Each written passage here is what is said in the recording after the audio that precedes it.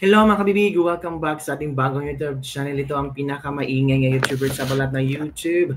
Ako si Kabibig, maglebag-lebag na daw with evidence. Naku po, sabi ng iilang kinarma na si Vice Ganda. Hala, grabe naman, ang bilis naman ng karma. Isang araw lang, nalagasan ng 1 million followers sa kanyang Facebook fan page. Si VP Sara, si Vice Ganda. Si Vice Ganda. Kasi previous days, talagang si Vice Ganda, nagpasalamat sa kanyang followers kasi umabot na sila ng 20 million.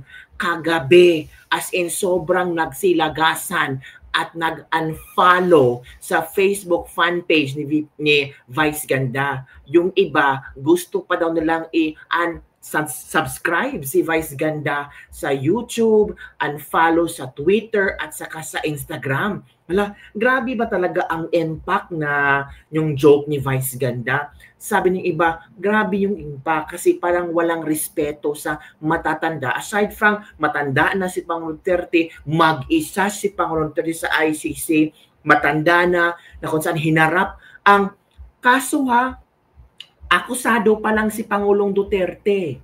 At hindi lang si Pangulong Duterte ang tinamakan ni Vice Ganda, pati mga supporters, mga OFW, madaming mga OFW ang nag-react, nagalit. Yung iba, followers ni Vice Ganda, nagalit Kabibig. Okay lang kung ano-anong klaseng joke ni Vice Ganda, sana kahit konting respeto man lang ang ibigay ni Vice Ganda kay Pangulong Duterte bilang previous president at bilang matanda na nag-iisa ngayon sa ICC. Pero hindi ginawa niyang kakatawanan si Pangulong Rodrigo Duterte. Ginawa niyang script, ginawa niyang punching line sa kanyang concert kasama si Miss Regine Velasquez. Kaya nga Kabibig, ang mga tao ngayon, lalo na yung mga DDS, ay until now ay nag-unfollow na daw sila kay Vice Ganda. Kaya kitang-kita sa Facebook from 20 million bumaba to 19 million. 1 million followers. Oy, wag mo ismulin ang 1 million followers Madami na din yan. 1 million people unfollow you. Kung artista ka na malaking kawalan yan. Pera pa din yan. Diba Kabibig? Kasi yung mga nag-follow sa'yo, ito yung mga taong sumusuporta at naniniwala sa'yo na every post kung ano ilalagay mo dyan, kung may mga endorso kang mga brands, ay talagang posibleng bibili sila because followers sila sa inyo. Pero ngayon, 1 million yan, ang laki. Diba? Ang kala kasi ni Vice Ganda ay susuportahan siya ng lahat ng tao sa kanyang joke. Nako. Nabalik ulit yung mga nangyari kina Jessica Soho at Vice Ganda. Natabunan na sana yun. Nilimot na sana yun ng mga tao. Ngayon, binalik ng mga tao itong issue ni Vice Ganda at Jessica Soho. Sabi ng ilan, mas pinaburan daw ng GMA si Vice Ganda kumpara kay Jessica Soho. Oh, grabe Mas lalong lumapad ang istorya at ang ginawa ni Vice Ganda. So ito Kabibig may nakita akong video na kung saan screenshot nila yung from 20 million bumaba ng 19 yan, from 20 million bumaba sa 19 before 20 million. Ngayon, 19 million. Sabi ng mga netizen niya, sabi isang malaking karama yan palakihin natin para kita natin kung totoo bang 20 million yan. Kasi nag-congratulate, nagpasalamat si Vice Ganda one time. Salamat 20 million. Pero bigla na lang naging 19 million. Naku. Grabe. Parang, I don't know kung ano ang maging reaction ni Vice Ganda. It's an effect talaga Effect pa rin dyan, mga Kabibig, di ba? Kung baliwala yan ni Vice Ganda, kung ako yung manager by Vice Ganda, hindi ito mabaliwala kasi 1 million yan. Nako, eto mga Kabibig, ang ilang mga komento ng ating mga netizens. From 20 million followers down to 19 million is just one day.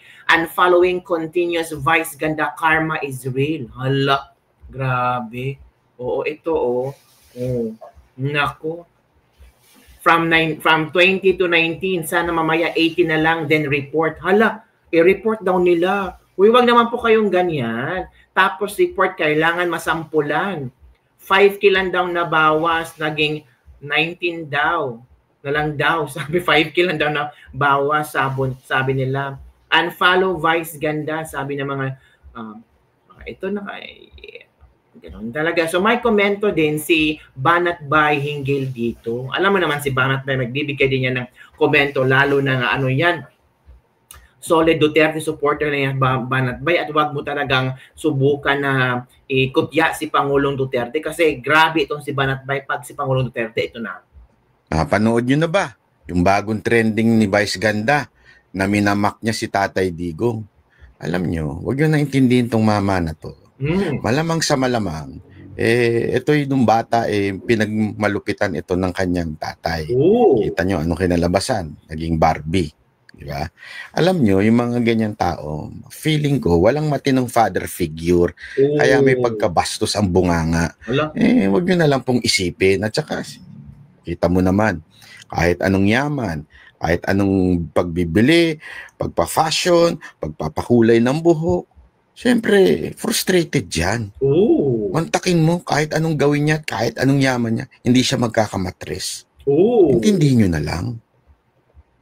Panood nyo na ba yung bagong trending ni Vice Ganda na minamak niya si Tatay Digong?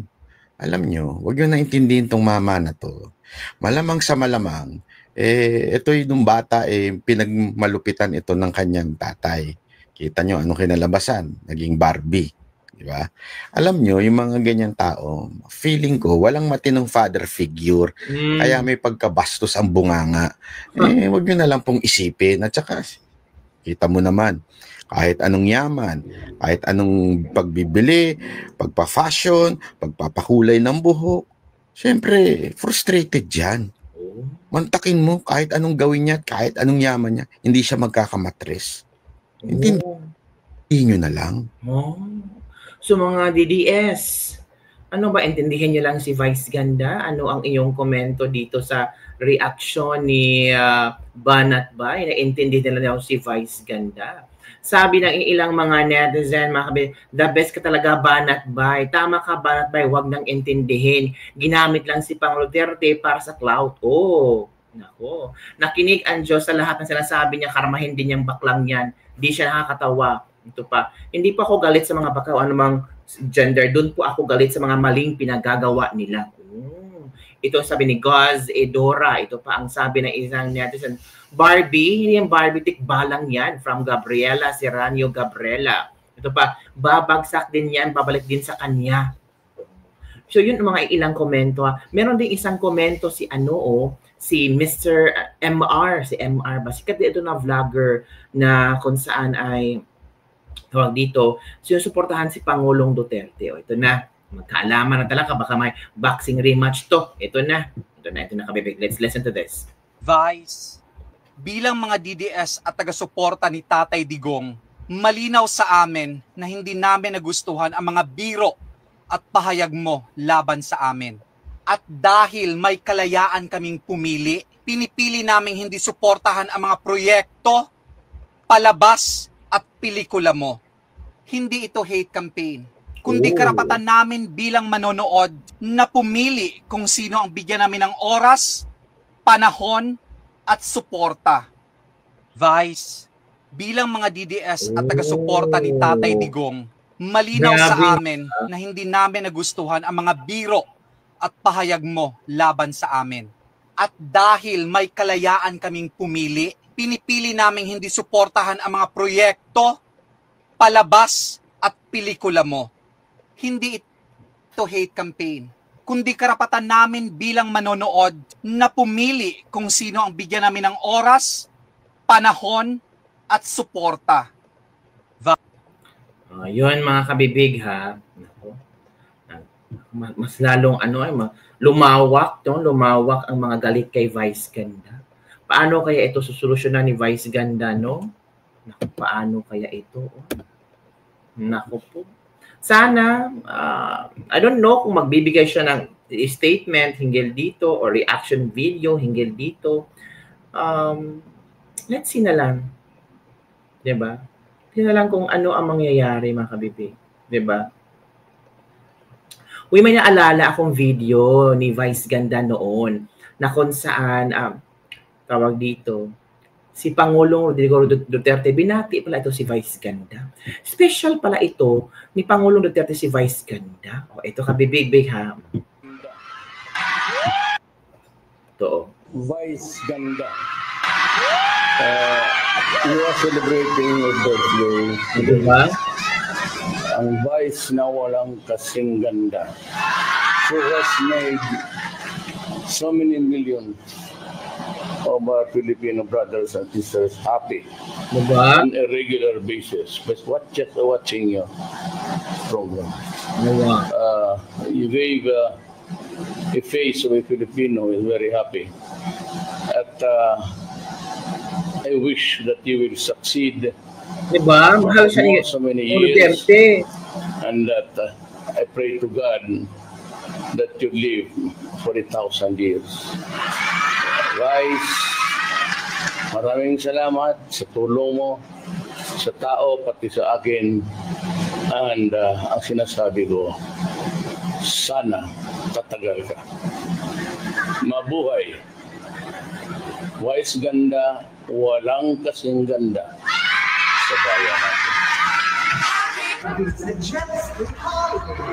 Right now, from Manila to West Philippine Sea, Rocket Jetski. Get unlimited water walking from Chinese vessels and free trip to The Hague by the ICC. Promo applies to BPMs only. Big allowance and BPMs are prohibited. Huwag niyo kung subukan ng mga putang may nagyan.